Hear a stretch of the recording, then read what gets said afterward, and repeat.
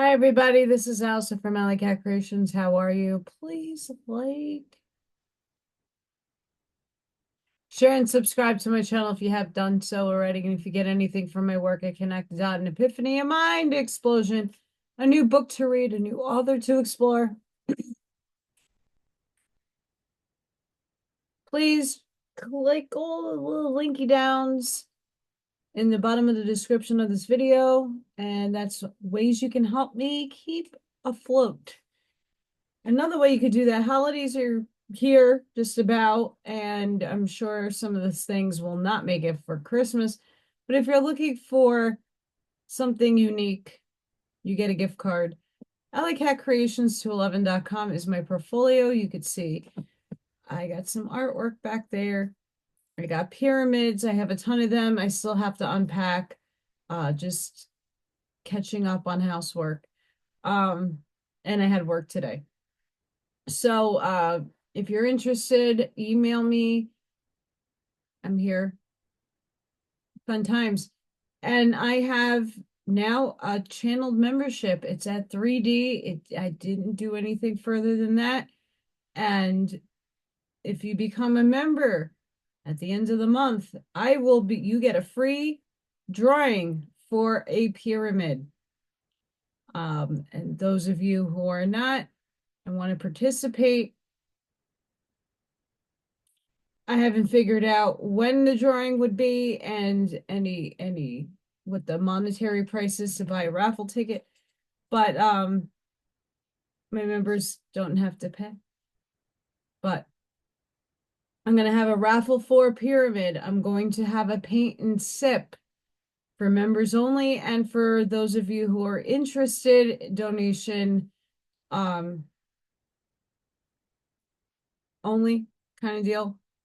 So I am off for 2 weeks in 9 days I will not be really getting paid for 2 weeks. That affects a lot of things in my life.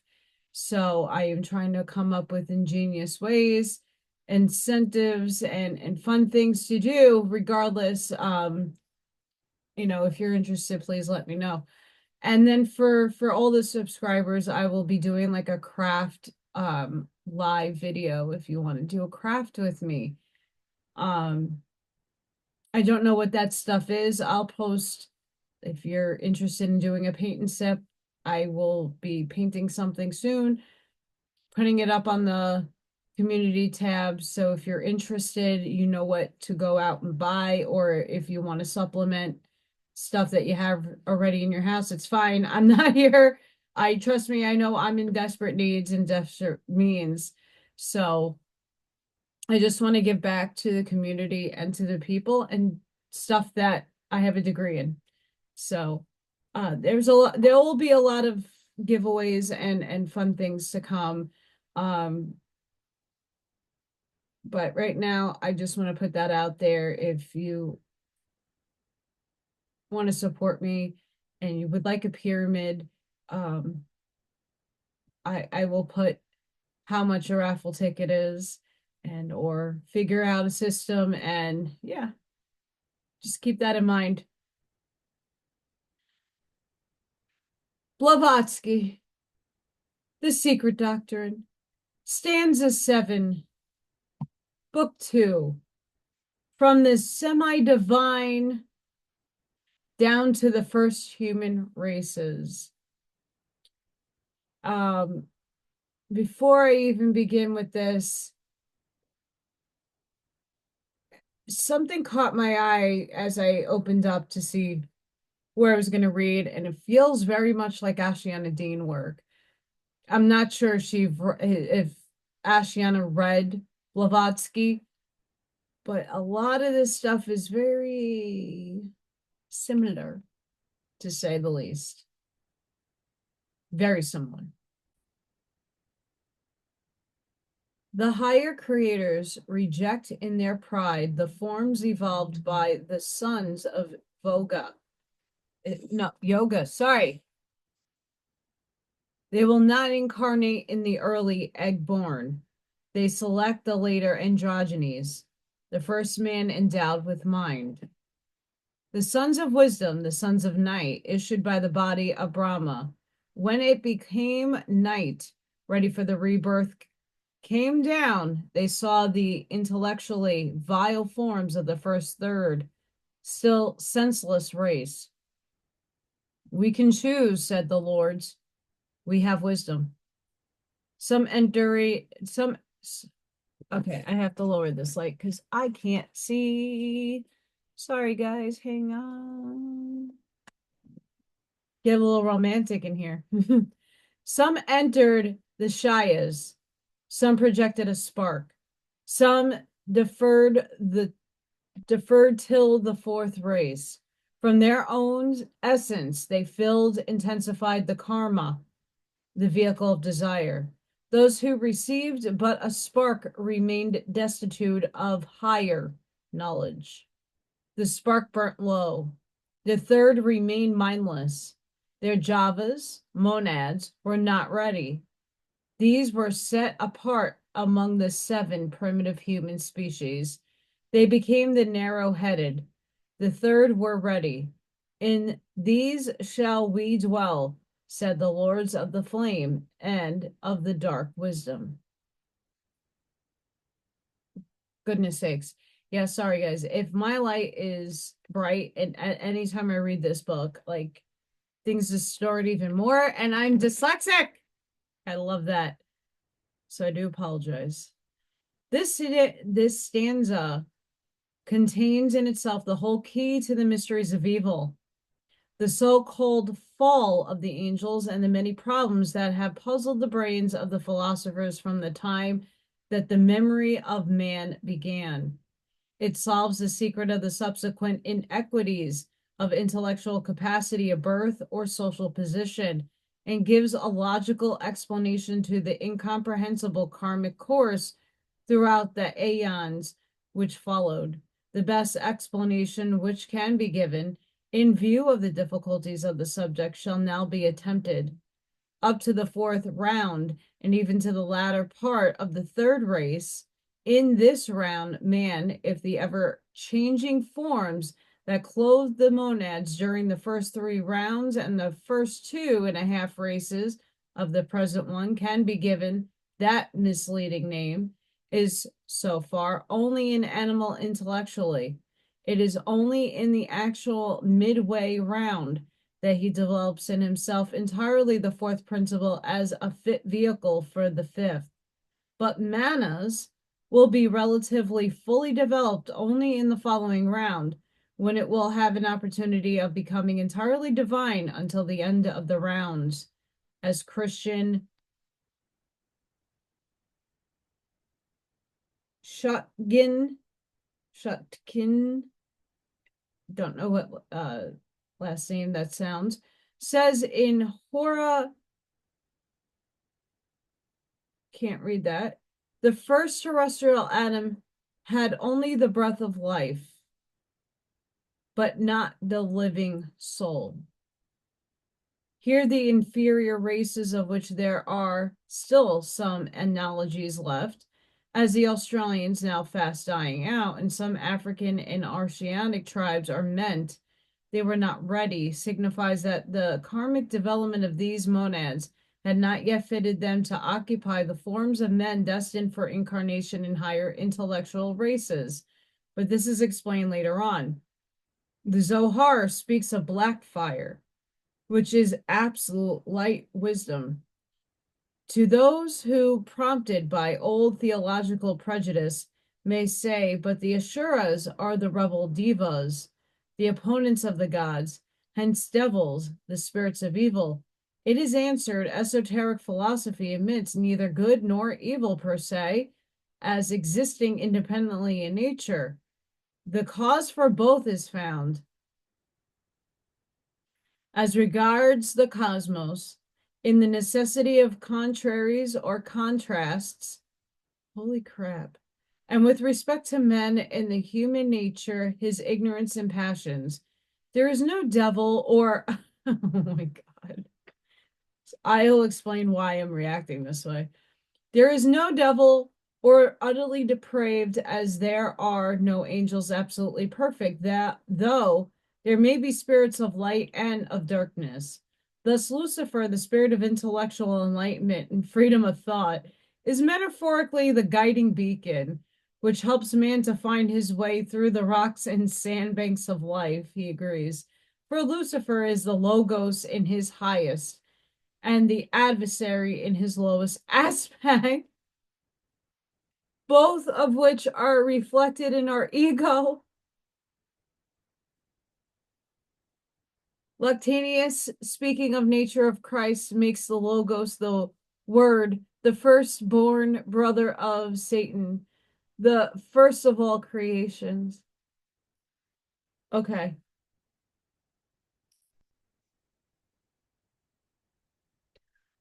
I have never read the Zohar, although I really want to.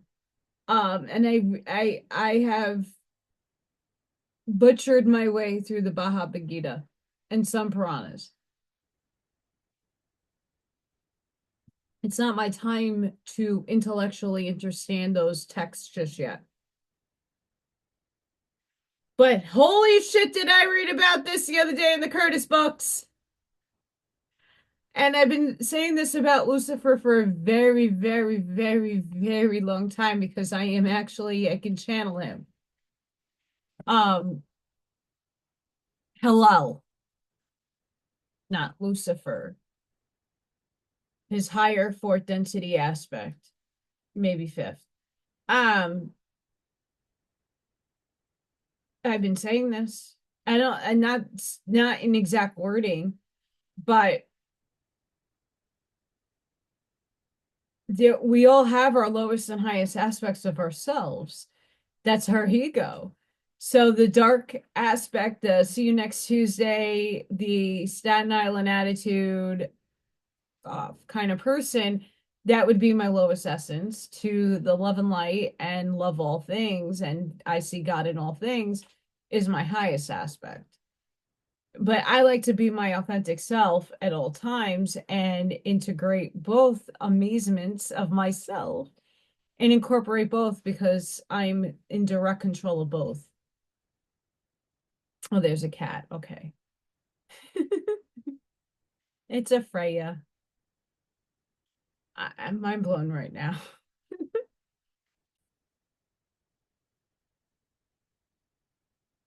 The Vishnu Puranas describe these primeval creatures with crooked digestive canals. They were endowed with inward manifestations, but mutually in ignorance about their kind and nature. The 28 kinds of bada or imperfections do not apply, as Wilson thought, to the animals now known and specified by him, for these did not exist in those geological periods. This is quite plain in the said work, in which the first created on the globe are the fivefold immovable creation, minerals and vegetables. Then come those fabulous animals, the monsters of the abyss slain by the Lords. See stanza 1 and 2 and 3. Then the happy celestial beings which feed on ambrosia. Then lastly, the humans, beings, Brahmas, seventh creation so called. But these creations, including the later, did not occur on this globe. Wherever else they may have taken place. It is not Brahma who creates things and men on this earth, but the chief and the lord of the Prayapakti, the lords of being in terrestrial creation, obeying the command of Brahma, Daksha, the synthesis or the aggregate of the terrestrial creatures and progenitors, Pitris included, made superior and inferior, Vara and Avara, things referring to Purana. No, Putra, progeny, and bipeds and quadrupeds, and subsequently by his will, the sons of will and yoga made females, separated the androgynes. Here again we have bipeds, or men created before the quadrupeds, as in the esoteric teachings. Since in the esoteric accounts the Asuras are the first beings created from the body of night, while the Pitris issued from that of twilight, the gods, being placed by Parasura, Vishnu Purana, between the two and shown to evolve from the body of the day, it is easy to discover a determined purpose to veil the order of creation. Man is it's an A word, Arvaksrota. I'm totally butchering it. That's why I didn't want to say it. Coming from the body of the dawn. And elsewhere, man is again referred to when the creator of the world, Brahma, is shown creating fierce beings, denominated brutas and eaters of flesh, or as the text has it, fiends frightful from being monkey-colored and carnivorous. Whereas the Rakshas are generally translated by evil spirits and the enemies of the gods, which identifies them with the Asuras. In the Ramayana, when Hanuman is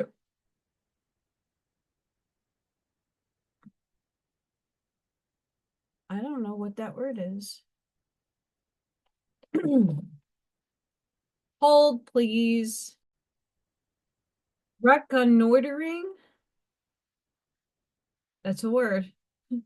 The enemy in Lanka, he finds their Rakshas, some hideous, while some were beautiful to look upon. And in Vishnu Purana, there is a direct reference to their becoming the surveyors of humanity or of Brahma.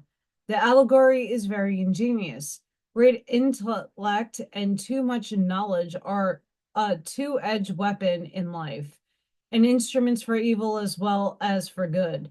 When combined with selfishness, they will make of the whole of humanity a footstool for the elevation of him who possesses them, and a means for the attainment of his objects. While applied to altruistic humanitarian purposes, they may become the means of the salvation of many. At all events, the absence of self-consciousness and intellect will make of man an idiot or a brute in human form. Brahma is Mahat, the universal mind.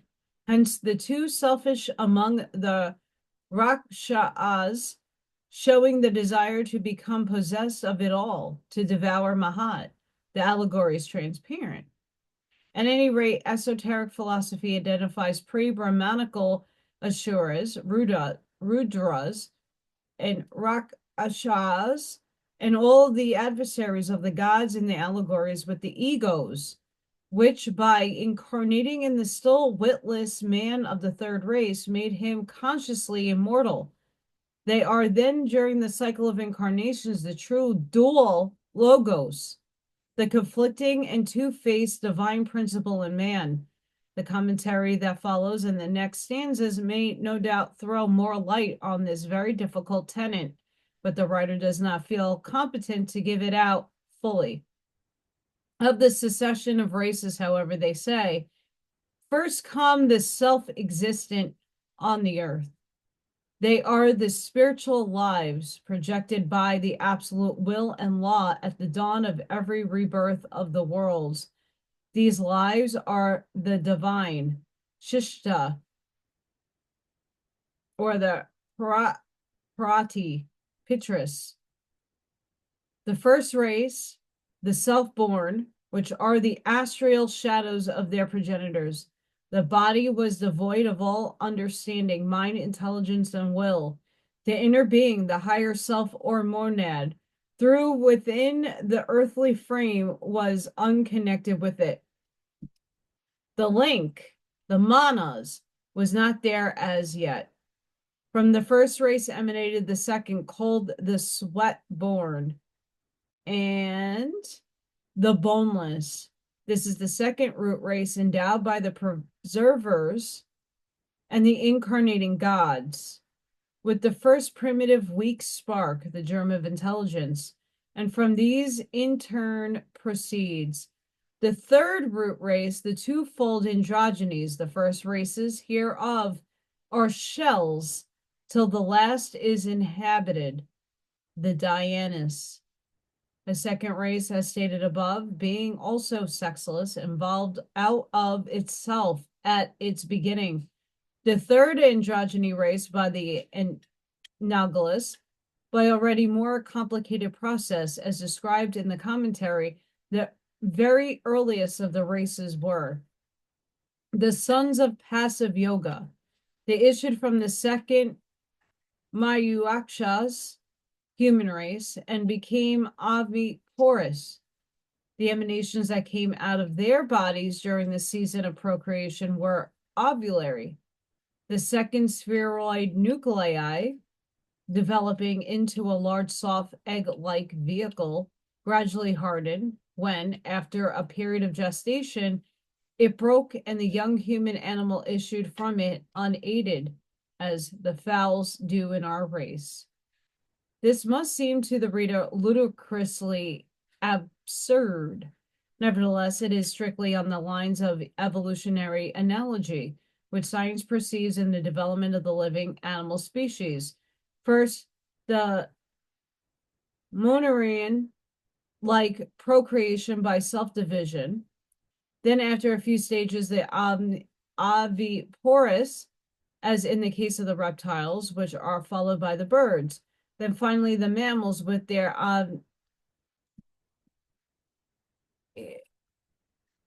inside modes of producing their young ones. If the term, it's the other porous, however you say it, is applied to some fish and reptiles which hatch their eggs within their bodies. Why should it not be applied to female mammalians, including women? The ovule, in which after impregnation, the development of the foetus takes place, is an egg. At all events, this conception is more philosophical than that of Eve with the suddenly created plants.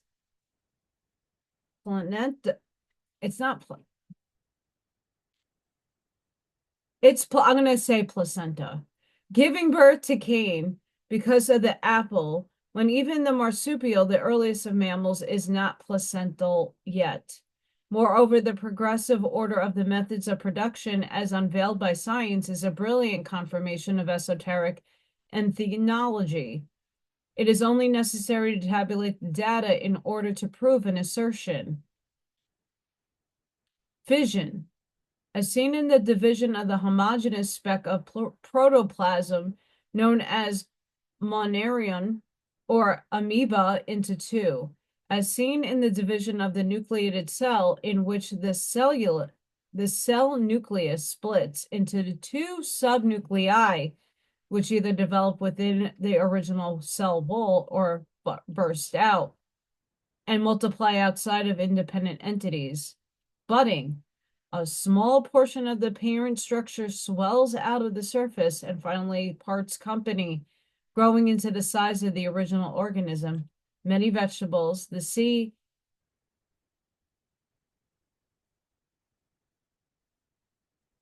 and I wouldn't say it's amoeba. These words here, my brain can't handle. Spores, a single cell thrown off by the parent organism, which develops into a multicellular organism reproducing the features of latter bacteria and moss. You can include that in fungus, like mushrooms. Intermediate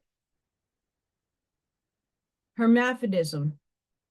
Male and female organisms inhering in the same individual. The majority of plants, worms, and snails allied in budding. We now come to the important point with regard to the double evolution of the human race.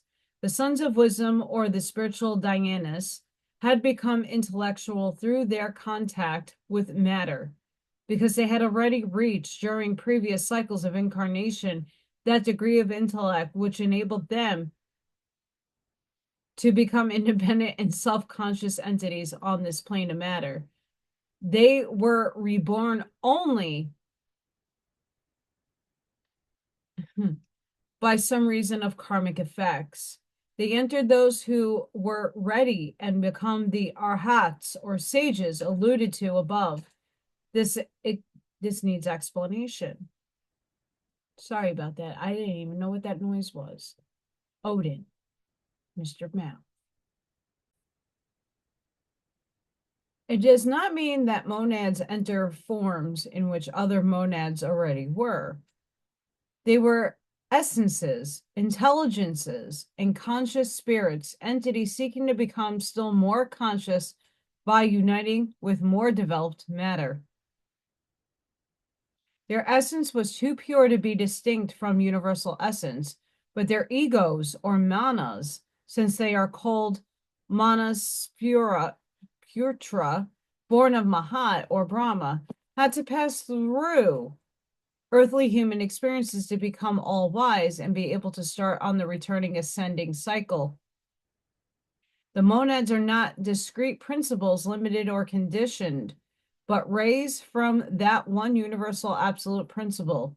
The entrance into a dark room through the same aperture of one ray of sunlight following another will not constitute two rays, but one ray intensified. It is not in the course of natural law that man should become a perfect septenary being before the seventh race in the seventh round. Yet he has all these principles latent in him from his birth. Oh, that makes so much sense to us. Nor is it part of the evolutionary law that the fifth principle, manas, should receive its complete development before the fifth round. All such prematurely developed intellects on the spiritual plane in our race are abnormal. They are those whom we call the fifth rounders. Even in the coming seventh race, at the close of this fourth round, while our four lower principles will be fully developed, that of manas will be only proportionately so. The limitation, however, refers solely to the spiritual development. The intellectual on the physical plane was reached during the fourth race. Thus, those who were half ready, who received but a spark, constitute the average humanity which has to acquire its intellectuality during the present monvoric evolution, after which they will be ready in the next for the full reception of the sons of wisdom. While those which are not ready at all, the latest monads, which had hardly evolved from their last transitional and lower animal forms at the close of the third round, remain the narrow-brained of the stanza. This explains the otherwise unaccountable degrees of intellectuality among the various races of men, the savage Bushmen and the European even now. Those tribes of savages whose reasoning powers are very little above the level of animals are not unjustly disinherent or unfavored, as some may think. Nothing of the kind. They're simply the latest arrivals among the human monads, which were not ready, which have to evolve during the present round, as on the three remaining globes, hence on 4 different planes of being, so as to arrive at the level of the average class when they reach the 5th round. One remark may prove useful as food for thought to the student in this connection. The monads of the lowest specimens of humanity, the narrow-brained, savage South Sea Islander, had no karma to work out when first born as men, as their more favored brethren in intelligence had. The former are spinning out a karma only now, the later are burdened with past, present, and future karma. In this respect, the poor savage is the more fortunate than the greatest genius of civilized countries. It's wonderful.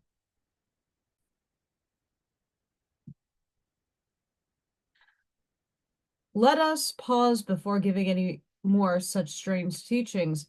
Let us try and find out how far any ancient scriptures and even science permit the possibility of, or even distinctly corroborate, which wild notions as are found in the progenesis.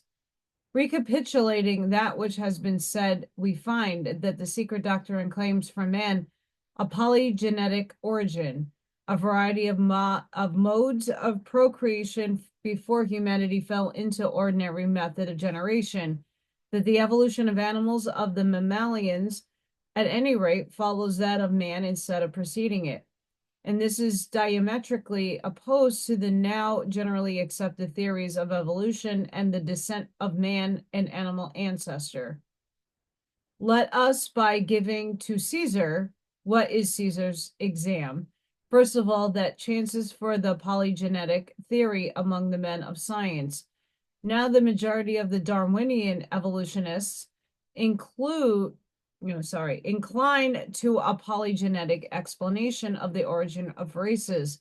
On the particular question, however, scientists are, as in many other cases, at sixes and sevens. They agree to disagree. Does man descend from one single couple or from several groups, monogenism or polygenism? As far as one can venture to pronounce on what, in the absence of witness, will never be known. The second hypothesis is far the most probable. Abel, it's a French last name, in his Science of Language comes to a similar conclusion, arguing from the evidence available to a linguistic inquirer. In the address delivered before the British Association, Professor W.H. Flower remarked on this question. The view which appears best to accord with what is now known of the characters and distribution of the races of men is a modification of the monogenistic hypothesis. Without entering into the difficult question of the method of man's first appearance upon the world, we must assume for its vast antiquity, at all events, as measured by any historical standard. If we had any approach to a complete paleontological record, the history of man could be reconstructed, but nothing of the kind is so forthcoming. Such an admission must be regarded as fatal to the dogmatism of the physical evolutionists and as opening a wide margin to occult speculations. The opponents of the Darwinian theory were and still remain polygenetists. Such intellectual giants as John Crawford and James Hunt discussed the problem of favored polygenesis. And in their day, they were as far stronger feeling in favor of than against the theory. It is only in 1864 that Darwinians began to be wedded to the theory of unity, of which Messrs. Huxley and Holbrook became the first coryphée. Don't know how to say that word.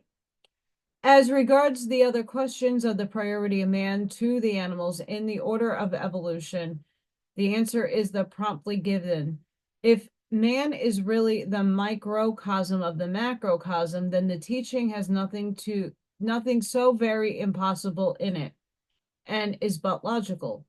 For man becomes that macrocosm for the three lower kingdoms under him, arguing from a physical standpoint at the lower kingdoms, save the mineral, which is light itself, crystallized and immetalized from plants to the creatures which precede the first mammalians. All have been consolidated in their physical structures by means of the cast-off dust of those minerals and the refuse of the human matter, whether from living or dead bodies, on which they fed and which gave them their outer bodies. In his turn, man grew more physical by reabsorbing into his system that which he had given out, and which became transformed in the living anima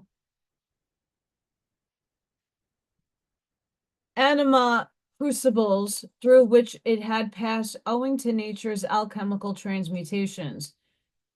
There were animals in those days of which our modern naturalists have never dreamed, and the stronger become physical material man. The giants of those times were more powerful than his emanations. Once the androgyny humanity separated into sexes, transformed by nature into childbearing engines, it ceased to procreate. It's like through drops of vital energy oozing out of the body. But while man was still ignorant of his procreative powers on the human plane before his fall, as a believer in Adam would say, all the vital energy scattered far and wide from him was used by nature for the production of the first mammal animal forms. Evolution is an eternal cycle of becoming. We are taught, and nature never leaves an atom unused. Moreover, from the beginning of the round, all the nature tends to become man. All the impulses of the dual, centripetal, and centrifugal force are directed towards one point, man. The progress in the succession of beings, says Agnazi, contains and consists in an increasing similarity of the living fauna, and among the vertebrates, especially in the increasing resemblance to man. Man is the end towards which all animal creation has tended from the first appearance of the first Paleozoic fishes.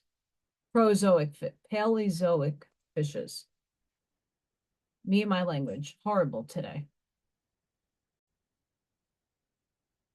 Just so, but the Paleozoic fishes, being at the lower curve of the arc of evolution of forms, this round began with the astral man, the reflection of the Dzyan Kohans, called the builders. Man is the alpha and the omega of objective creation. As said in Isis Unveiled, all things had their origin in spirit, evolution having only begun from above and proceeding downwards, instead of the reverse, as taught in the Darwinian theory. Therefore, the tendency spoken of by the eminent naturalists above quoted is one inherent in every atom. Only where one to apply it to both sides of the evolution, the observations made would greatly interfere with modern theory, which has now almost become Darwinian law. But in citing the passage from Agassiz, work with approval, it must not be understood that the occultists are making any concession to the theory which drives man from the animal kingdom. The fact that in this round he preceded the mammalia is obviously not impugned by the consideration that the latter mammalia followed in the walk of man. Crazy reading. I'm going to split this stanza also into two parts. The next section of this stanza is just as long as the other one, and let's keep it here. So I actually heard a line with this, because in the way that I've been given my information from upstairs, like we're all started out from source and then we densify down into material form. So we're lowering ourselves and now we're going back up.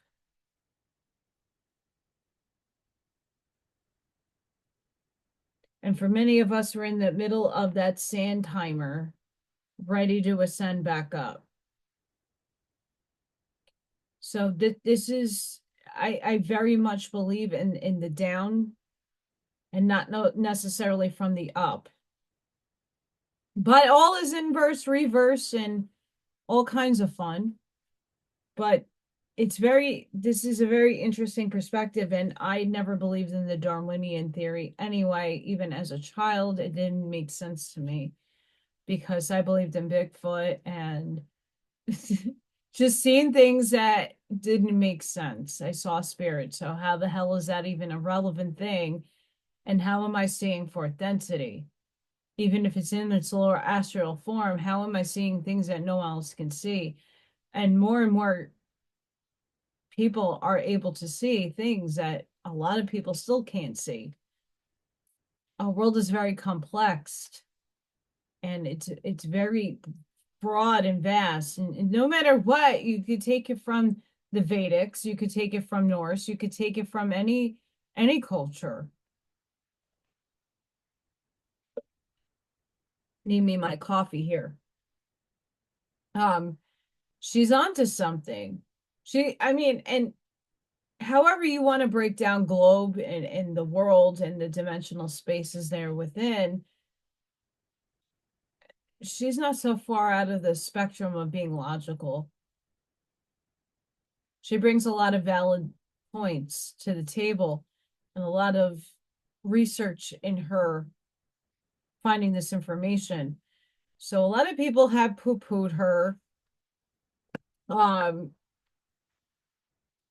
I say there's a lot of gems in her work that shine very bright, and this whole section is one of them.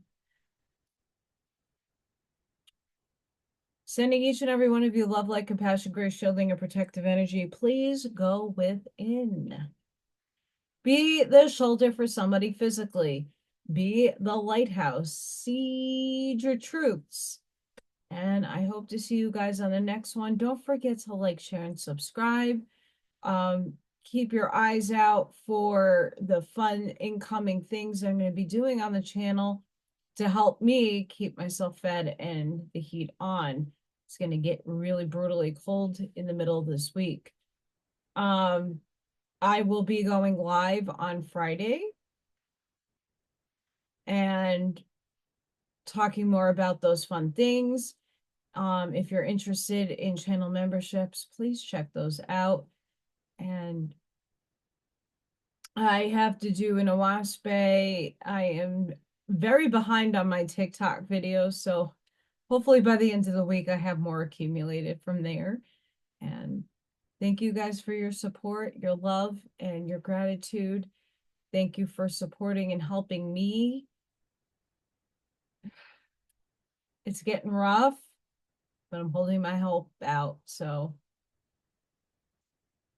bye for now, guys. Thank you so much. See you on the next one.